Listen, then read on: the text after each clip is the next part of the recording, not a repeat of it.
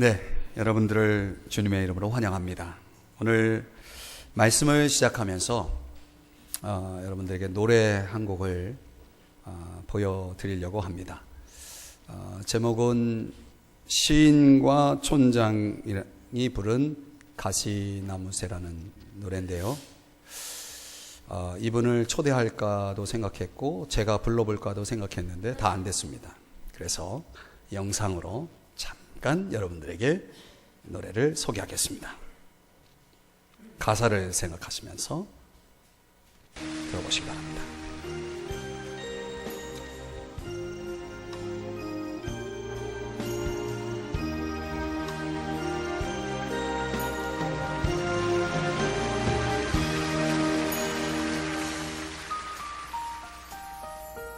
내 속에 내가 너무도 많아. 당신의 쉴 곳 없네. 내 속에 헛된 바람들도 당신의 변할 곳 없네. 내 속에 내가 어쩔 수 없는 어둠, 당신의 쉴자리를 뺏고. 내 속에 내가 이길 수 없는 슬픔, 무성한 가시나무 숲 같네. 바람만 불면 그 메마른 가지 서로 부대끼며 울어내고, 쉴 곳을 찾아 지쳐 날아온 어린 새들도 가시에 찔려 날아가고, 바람만 불면 외롭고 또 괴로워 슬픈 노래를 부르던 날이 많았는데.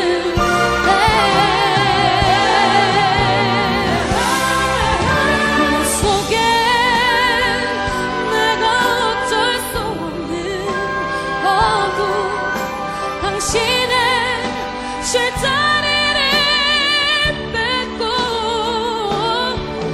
내 속에 내가 이길 수 없는 슬픔, 무성한 가시나무 숲 같네.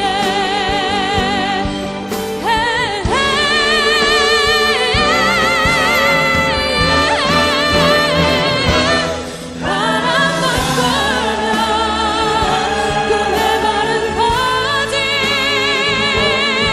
서로 부대끼며 울어내고, 쉴 곳을 찾아 지쳐 날아온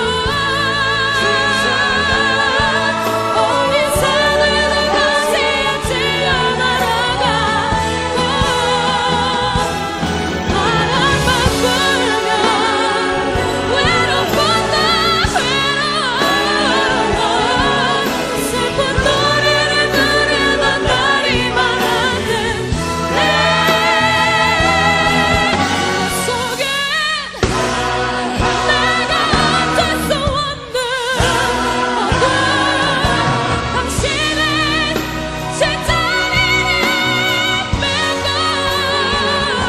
내 속에 내가 이길 수 없는 슬픔, 무성한 가시나무 숲 같네. 네, 여기까지 가시나무새 노래였습니다. 소양이 아주 잘 부르죠. 제가 이 가사를 여러분에게 중간에 끊지 않고 다시 좀 반복되는 가사를 여러분에게 들려드렸는데요. 이런 고백이 있죠. 내 속엔 내가 너무도 많아. 당신은 쉴 곳이 없네. 어쩔 수 없는 어둠, 그것 때문에 쉴 자리를 뺏고, 이길 수 없는 슬픔 때문에 무성한 가시나무 숲 같네. 바람만 불면 왜 이렇게 외롭고 또 괴로운지 슬픈 노래를 부르던 날이 많았는데, 여러분, 이 가사대로 살아가는 사람들이 얼마나 많은지 아십니까? 마음에 쉴 곳이 없는 이들이 너무나 많습니다. 왜 이렇게 쉴 곳이 없을까요? 내 속에 내가 너무 많아서 아닐까라는 생각을 해보았습니다. 저는 이 가사를 생각하면서 우리 시대를 살아가는 이 현대인들이 마음에 쉴 곳 없어 방황하는 사람들, 마음의 평안을 누리지 못하는 사람들에게 오늘 좋은 소식을 하나 여러분에게 전해드리려고 하는 것입니다. 그것을 가리켜서 성경은 구원이라고 말합니다. 한번 따라합시다. 구원. 여러분, 우리가 쉴 곳이 없고 편할 곳이 없고 정말 인생의 그 슬픔 가운데 무성한 가시나무 숲에 거하는 것처럼 왜 이렇게 고통스러운지, 우리는 그러한 탈출구를 찾아내기 위해서 어쩌면 매일매일을 투쟁하고 있는지 모르겠습니다. 성경은 그런 자들을 향해서 구원이라고 하는 놀라운 소식을 전해주고 있습니다. 원래 이 구원이라고 하는 단어는 세상에서도 많이 사용하는 단어입니다. 그런데 성경에서는 이 구원이라는 단어를 죄와 연결해서 사용합니다. 그래서 구원이란 죄로부터 벗어나는 것이다. 성경은 이렇게 말합니다. 모든 사람이 죄를 범하였음에 하나님의 영광에 이르지 못하였다라고 말씀하고 있습니다. 모든 사람이 죄를 범했다라고 말한다면 오늘 저를 포함해서 여기 계신 모든 분들이 여기에 해당합니다. 도대체 내가 무슨 죄를 지었다는 얘기인가? 여기서 말하는 죄란 무엇을 말하는가? 성경적 의미를 설명드리면 여기서의 죄는 도덕적인 의미의 죄가 아닙니다. 윤리적인 차원이 아니라는 거죠. 여기서 말하는 죄는, 성경에서 말하는 죄는 하나님을 떠나 있는 것이 죄다라고 말합니다. 만약 하나님을 떠나 있다면 그것은 죄입니다. 더 정확하게 좀 더 부연해서 설명드리면 성경은 이렇게 말합니다. 죄란 하나님과 상관없이 내 마음대로 내가 주인 되어 살아가는 삶을, 그런 상태를 죄라고 말하는 것입니다. 그리고 그 죄에는 반드시 치러야 할 값이 있다. 히브리서 9장 27절에는 한 번 죽는 것은 사람에게 정해진 것이고 그 후에는 심판이 있을 것이다, 이렇게 말씀을 하고 있는 것입니다. 사람이 왜 죽습니까? 우리는 죽음의 이유를 여러 가지 환경 또는 어떤 우리 자신의 어떤 그런 여러 가지 원인적 요소들을 생각할지 모르지만 성경은 죽음의 이유를 죄의 결과다라고 말하고 있는 것입니다.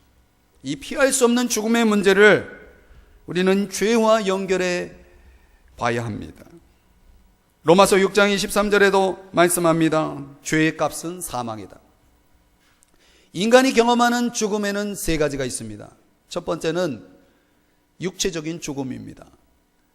사람이 죽으면 숨을 거두었다라고 말합니다. 돌아가셨다, 이렇게 말합니다. 어디로 돌아가셨다는 얘기입니까? 누가 숨을 거두었다는 말입니까? 분명 우리가 표현하는 이 표현 속에는 중요한 진리가 담겨 있다는 거죠. 원래 주인이 있다라고 하는 것입니다. 인간의 생명의 주인이 있다라고 하는 것입니다. 누굴까요? 생명의 근원이신 하나님이 주인이시라는 거예요. 잠시 하나님이 생명이라고 하는 선물을 허락하셨다가 하나님이 정한 때에 다시 그것을 가져가시는 것입니다. 왜? 주인이기 때문에 가져가는 것입니다. 여러분, 사람의 생명을 자기 마음대로 조종할 수 있는 사람은 이 지구상에 한 사람도 없습니다. 인간의 수명이 잠깐 조금 더 늘어, 그래서 장수시대라고 말하지만 결국은 생명의 문제를 주관할 수는 없습니다. 육체적인 죽음은 죄의 결과다라고 얘기합니다. 두 번째는 영적인 죽음입니다. 하나님을 떠나 있는 사람을 가리켜서 성경은 다 죽었다라고 말합니다. 허물과 죄로 죽었던 너희를, 이런 표현이 나옵니다.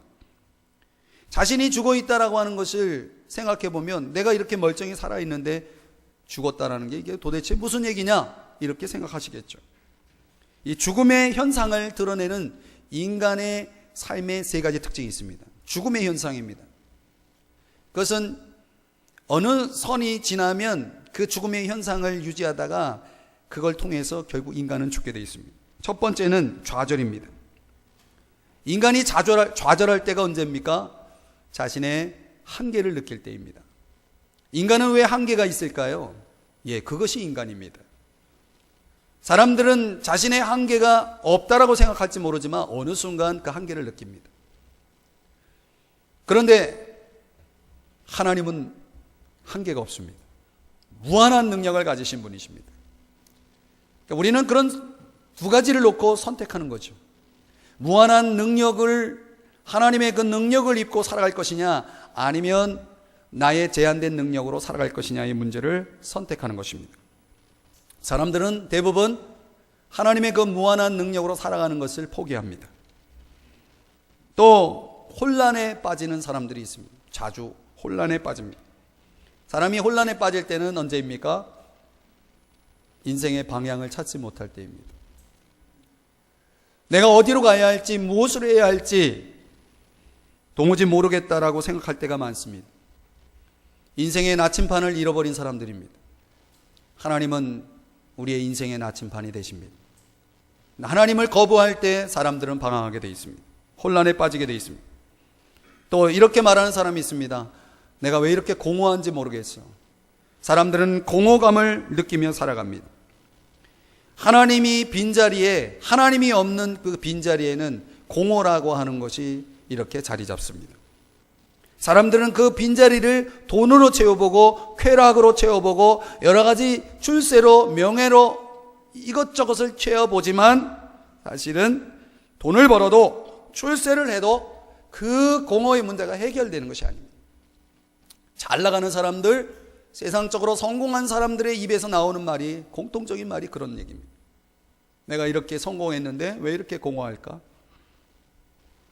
여러분, 사람들이 인생에 무엇을 위해서 무엇을 얻고자 사람들은 이런 죽음의 현상 안에서 무언가와 싸워 나가고 있는 것입니다.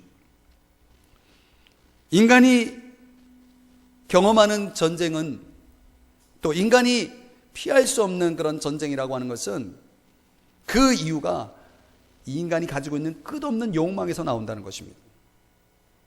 인간의 그 끝없는 욕망을 우리는 세 가지로 요약해 볼 수 있습니다. 첫 번째는 과시욕입니다. 사람들이 왜 그렇게 인생을 마치 전투장처럼 살아가는 이유가 무엇일까요? 경쟁하며 싸워서 뭔가를 얻어내려고 몸부림을 치는 이유가 무엇일까요? 어떤 사람에게는 과시욕이 있기 때문에 그렇습니다. 내가 어떤 사람인지 알아? 자, 봐. 나는 이런 사람이야. 사람들 안에는요, 자신을 특별하게 생각하는 이런 과시욕이 있다는 것입니다. 남들에게 나를 뭔가 보여주고자 하는 과시욕 때문에 사람은 전쟁의 인생을 살아갑니다. 어떤 사람은 소유욕에 빠져 있습니다. 소유욕이라고 하는 것이 무엇입니까? 남이 굶든 말든 나는 더 가져야 해 라고 하는 이 욕구가 우리 인간의 마음속을 지배한다는 것이죠. 여러분, 지구 한 곳에는 수십만 수백만이 지금 죽어가고 있는데도 불구하고, 굶주려 죽어가는 사람들이 저렇게 많음에도 불구하고, 어떤 사람은 평생을 한 도시를, 한 지역을 다 먹여 살려도 충분히 남을 만큼의 엄청난 재력을 가지고 있어도 관심 없잖아요. 여전히 더 갖기를 원하잖아요. 인간의 욕심이란 이런 것입니다. 그 소유욕 때문에 저 사람을 죽여서라도 내가 무엇을 더 얻고자, 그래서 사람들은 싸우는 것입니다. 어떤 사람은 애국심이라고 하는 욕망을 갖고 있습니다. 여러분, 이 지구상에 벌어지는 수많은 전쟁이 바로 이 애국주의 때문에 벌어진다는 사실 아십니까? 자기 민족을 위해서 다른 사람을 죽입니다. 다른 나라 사람들을 죽입니다. 이 집단적 이기주의가 세상을 혼란케 하고 있다는 사실입니다. 그래서 이런 말이 있습니다. 애국심 위에 인도주의가 있고 인도주의 위에 신앙이 있다. 이 인간의 문제를 극복할 수 있는 방안은 없을까요? 사실 끊임없는 이 인간의 욕망적 투쟁 때문에, 싸움 때문에, 전쟁 때문에 결국 사람의 마음속에 평안이 없다고 하는 것입니다. 그래서 아우구스티누스라고 하는 분은 이런 유명한 말을 했습니다. 하나님을 발견하기까지는 그 어디에도 참 평안을 얻을 수 없다. 하나님을 만나기까지는 인간은 평안을 얻을 수 없다라고 이야기한 것입니다. 그렇죠. 여러분, 환경이 좋다고 평안할까요? 돈이 많다고 평안할까요? 반대로 돈이 없으면 불안할까요? 환경이 좋지 않다고 불안할까요? 그런 것은 아닌 것 같아요. 우리가 가지고 있는 것, 우리 주변에 우리에게 주어져 있는 그런 조건들이 평안을 주장하는 건 아니에요. 평안을 좌우하는 것은 그것이 아니라는 것이죠. 예수님께서 이런 말씀을 하고 있습니다. 성경에 보면 내 평안을 너희에게 주노라. 이 평안은 세상이 알 수도 없고 줄 수도 없는 것이다 라고 주님이 말씀을 하셨습니다. 원자탄을 제조하는 일에 감독을 맡았던 과학자 로버트 오펜하이머라고 하는 분이 있습니다. 이분에게 사람들이 질문했습니다. 이 무기의 그 가공할 파괴력을 예방할 수 있는 길이 무엇이라고 생각하십니까? 이 가공할 파괴력을 예방할 수 있는 길을 말씀해 주십시오. 이 오펜하이머가 대답을 합니다. 예, 한 가지 유일한 길이 있습니다. 그것은 평화입니다. 그러자 다시 질문합니다. 그럼 이 평화를 어디서 얻을 수 있습니까? 그러자 오펜하이머가 이렇게 대답했습니다. 저도 잘 모르겠습니다. 인간의 문제는 그런 것입니다. 우리에게 진정 필요한 이 평화를 어디서 얻을 수 있는지를 과학자도 모르고 있다고 하는 것입니다. 그런데 성경은 말씀합니다. 하나님이 마음 중심에 계셔야만 이 문제가 해결된다라고 말하고 있습니다. 왜냐하면 하나님은 평강의 왕, 샬롬이 되시기 때문에 그렇습니다. 이 죽음의 문제, 육체적인 죽음, 영적인 죽음의 문제를 풀어갈 수 있는 키가 바로 여기 있습니다. 또 하나의 죽음이 있습니다. 세 번째 죽음은 영원한 죽음입니다. 사람들은 지옥의 실존에 대해서 회의적입니다. 그런데 여러분 들어보십시오.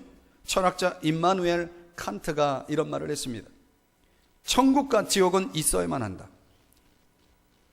이것은 반드시 있어야만 한다. 이 세상의 부조리를 볼 때마다, 불공평을 바라볼 때마다, 즉 잘 되어야 할 사람이 잘못되고 잘못되어야 마땅한 사람들이 오히려 잘 되는 이 부조리 때문이라도 천국과 지옥은 반드시 있어야 한다. 오늘 우리가 이 땅에서 경험하는 그 수많은 억울한 일들, 부조리, 불공평, 이런 모든 것 속에서 저와 여러분이 신음하지 않습니다. 천국과 지옥은 반드시 있어야 한다. 성경은 말씀하고 있는 것입니다. 그래서 우리 인간에게 주어진 이 세 가지 죽음의 문제를 해결하기 위해서 인간은 어떻게든 그 문제를 풀어가려고 애를 씁니다. 그런데 어떻게 그 문제를 해결할 수 있습니까? 인간에겐 해답이 없습니다. 그래서 성경은 이렇게 말합니다. 너희가 그 은혜를 인하여 믿음으로 말미암아 구원을 얻었나니. 은혜로 되어진다라고 말하고 있습니다. 왜 은혜로 되어집니까? 인간이 할 수 없기 때문에, 인간이 할 수 없는 문제이기 때문에 하나님이 그냥 주시겠다는 거예요. 그냥 주시겠다는 거예요. 은혜로, 값없이, 공짜로 하나님의 선물로 주시겠다는 것입니다. 왜 인간은 스스로 구원을 이룰 수 없을까요? 그것은 하나님의 그 절대적 기준에 완전에 도달할 수 있는 인간이 없기 때문에 그렇습니다. 성경은 그래서 우리에게 해결책을 하나님의 해결책으로 우리에게 제시해 주는 것입니다. 로마서 5장 8절에 이렇게 말씀합니다. 우리가 아직 죄인 되었을 때 그리스도께서 우리를 위하여 죽으심으로 하나님께서 우리에게 대한 자기의 사랑을 확증하셨다. 우리가 아직 죄인 되었을 때, 저와 여러분이 죄인의 자리에 있을 때에 예수 그리스도께서 저와 여러분을 위해 죽으셨다고 말씀하고 있습니다. 이제 그 죽음으로 말미암아 저와 여러분에게 새로운 삶이, 영생이, 구원이, 천국이 선물로 주어지게 되었다는 것입니다. 어떻게 하면 될까요? 요한복음 5장 24절의 말씀에 보면 너희가 내 말을 듣고, 지금 이 구원의 소식, 이 말씀을 듣고, 내 말을 듣고 그 믿는 자는 너희들이 그 선물을 받을 수 있을 것이다 라고 말하고 있습니다. 사랑하는 여러분, 예수님을 믿으십니까?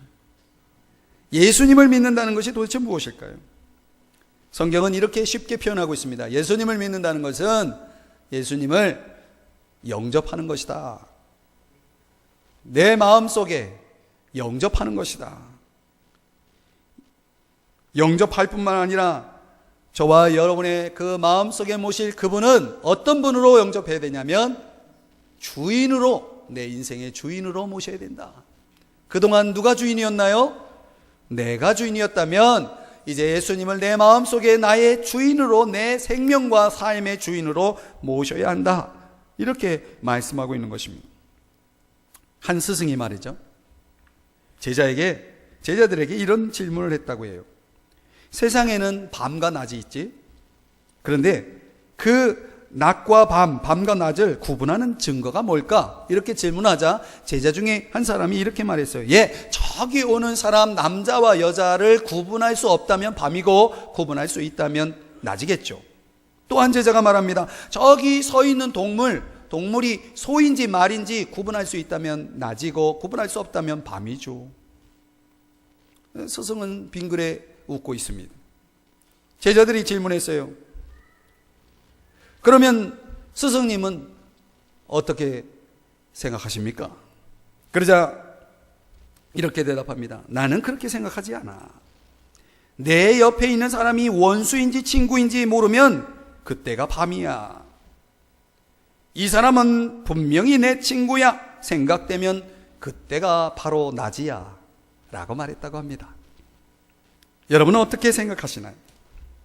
모든 사람이 반갑고 믿어지고 신뢰가 가고 저 사람이 나의 사랑해 라고 느껴지면 여러분은 지금 낮을 보내고 있는 것입니다.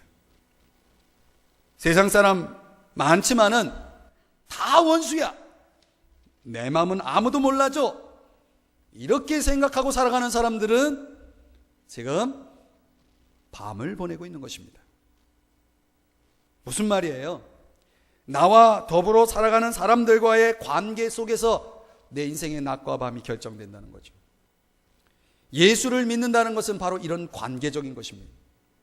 그분과 나, 하나님과 나, 그리스도와 나와의 관계를 설명하고 있는 거예요. 그분 안에서 내가 발견되고 그분의 은총 안에 있다, 내가 그분과 좋은 관계 속에 있다라고 생각한다면 그것은 믿음을 갖고 있는 것입니다. 믿음이라고 하는 것은 말씀을 수용하는 거예요. 하나님의 말씀, 하나님이 날 위해 하신 일을 수용하는 것입니다.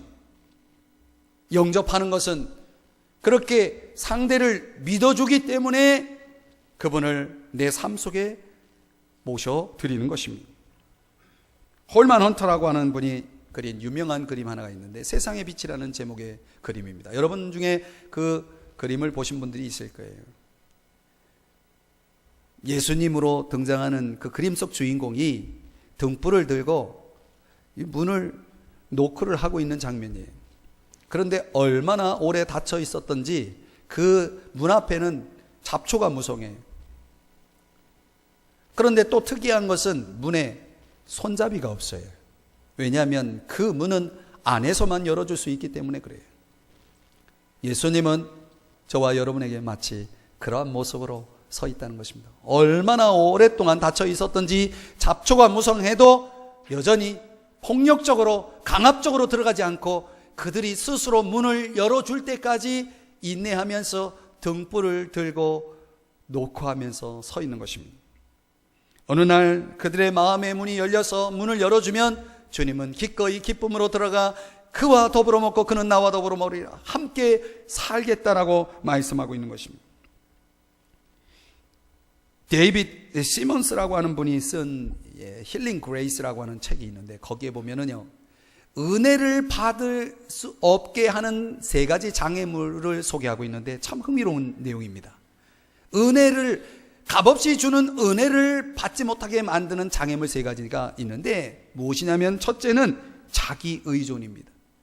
어떤 사람은요, 내 노력으로 뭔가 된다라는 신념을 가지고 살아가는 사람들, 나의 힘으로 된다라고 생각하며 살아가는 사람들은 자기를 의존하는 사람들인데, 이런 사람들은 값없이 주어지는 걸 싫어해요. 내가 노력해서 얻어야지 이렇게 생각하는 사람들. 또 철저한 개인주의, 남을 사랑하지 않기에 남이 자기를 사랑하는 것도 수용하지 못하는 사람들, 상대방이 나를 사랑하는 것을 수용 못해요. 그래서 은혜를 싫어해요. 철저한 행동주의가 있습니다. 자기 경험에 집착해서 누가 뭔 얘기를 하면 해봤어? 알아? 지내봤어? 자기 경험을 절대화하면서 은혜를 거부하는 그런 사람들도 있습니다. 예수님을 믿기 위해서는 은혜가 있어야 됩니다. 은혜를 받아들여야 합니다. 노벨 문학상 수상자 작품 하나, The Gospel According to Jesus Christ라고 하는 책인데, 이게 번역이 안 돼 있는 책. 이 호세 사라마고라고 하는 그 분이 쓴 소설이라고 해요. 저도 사실 읽어보진 않았어요. 어떤 자료에서 보게 되었는데 참 제 마음에 감동이 있어서 여러분에게 소개해드리고 싶어요. 이 소설의 이야기는 예수님이 가버나움에 전도할 때, 가버나움 전도시에 일어난 일을 소개한 내용인데, 거기서 전도하다가 발을 좀 다치셨어요. 상처가 나요. 피가 나요. 그래서 이거를 치료하기 위해서 주변에 집이 없나 살펴보니까 집은 없고 저쪽에 외딴 집 하나가 보이더라고요. 그래서 그 집을 찾아갔더니 그 집에서 똑똑똑 하니까 문이 열렸어요. 보니까 웬 여자가 나오는데 보니까 요상해요. 창녀의 집이었어요.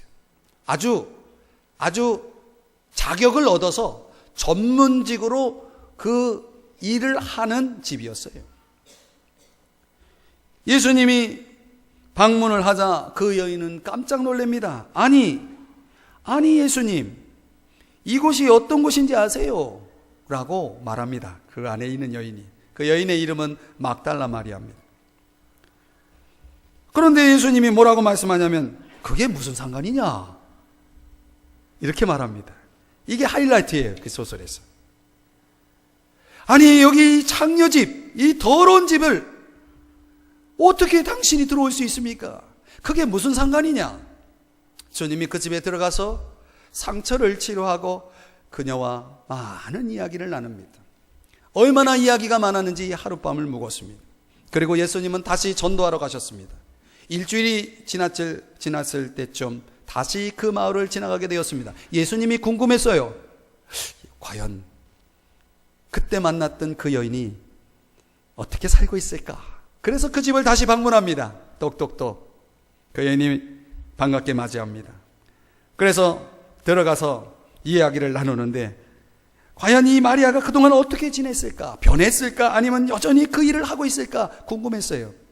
그래서 너 그 일 하냐? 이렇게 단도직입적으로 물으면 상대방에게 자존심이 상하고 굉장히 상대방을 모욕하는 행위일까봐 예수님이 아주 이렇게 유하게 이렇게 묻습니다. 요새 손님 많으니? 요새 손님 많으니? 예수님 굉장히 신사적이죠. 인격적이죠.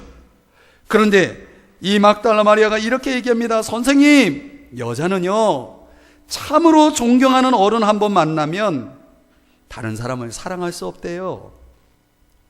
이 한마디로 그 여인의 변화를 설명해 주고 있습니다.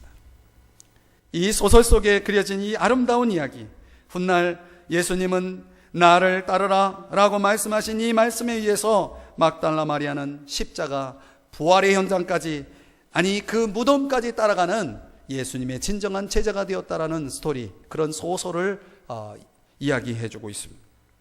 여러분, 누구를 사랑해 보셨나요? 사랑하면 사람은 변하게 되어 있습니다.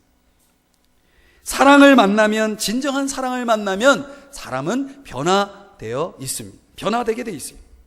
사랑에는 낙심이 없고요, 절망이 없는 것입니다. 주님이 저와 여러분을 사랑하셨기 때문에 죽으셨다고 성경은 말씀하고 있습니다. 오늘 여러분에게 짧은 영상 하나 또 보여드리려고 합니다. 12살 된 소년 로건이라고 하는 그 소년이 자막으로 설명되기 때문에 대화는 영어로 나오고요, 얼굴은 안 나옵니다. 자기가 가지고 있는 소중한 송아지가 죽었습니다.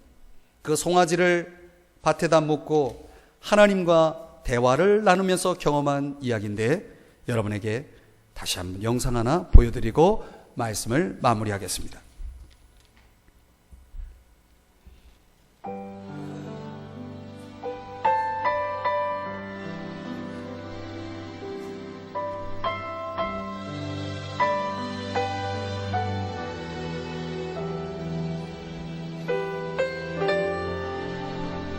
이 내용은 실화입니다.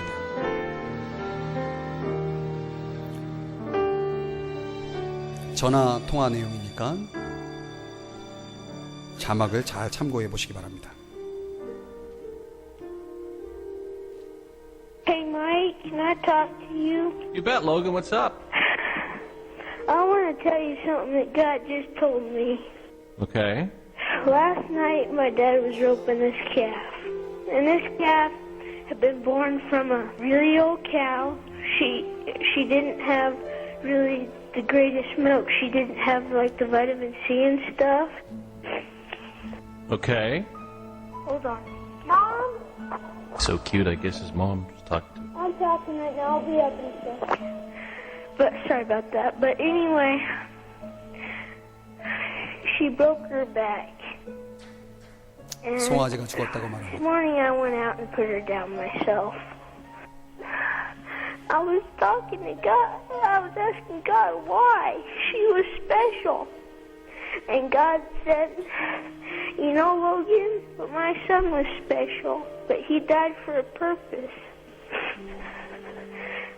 It's kind of the same thing. That calf was close to me, and God's son was close to him. Logan, you're so right. It's true. Think you're gonna be okay? Yeah, I'll be fine. But I wanted to tell you guys that is so important.